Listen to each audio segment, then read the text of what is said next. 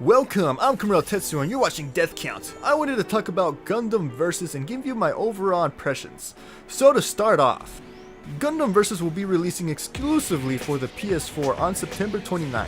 It's been out in Japan for a few months already, and it's been out for multiple years in the form of arcade machines overseas.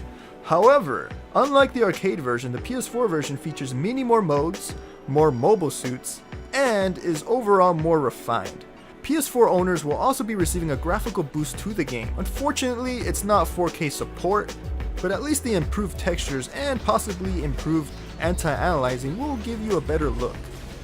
Anyways, I don't consider myself as a Gundam fan, however I still enjoy the animated series, like the original Mobile Suit Gundam, Gundam Zeta, Gundam Wing, and even 00. I was even surprised to see a few of the suits from the MS team, which I have not seen yet, but the clips I've seen of it makes me really want to. I'm getting off topic here, so with 90 plus mobile suits in the game currently across many of the animated series, had me really surprised. Out of the top 10 plus mobile suits that I tested out, I was taken by surprise once again by how different their attack animations and playstyle are from each other. I didn't have enough time to try out more of the mobile suits, but with the time I did have with the game, I was satisfied. The game has very many offline modes as well as online, which worked with very little to even no lag, most of the time. There was a couple of games out of the 40 that I played that were having some connection issues, but for the most part everything worked well online.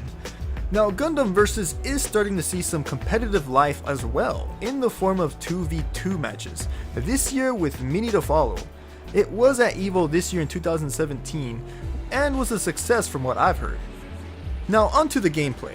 As you've probably been seeing already, Gundam Versus is an arena fighter. You can play in matches online or offline as a 1v1, 2v2, 3v3, while offline having the additional options for 1v3 or 1v2 against CPU opponents. Unfortunately, there is no couch co-op, which in my opinion is a mistake.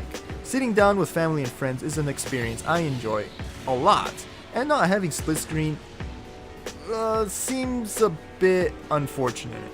Now the game can be very intimidating to new players that have little to no experience in arena fighters. Overall, the game is played with the D-pad or left analog stick.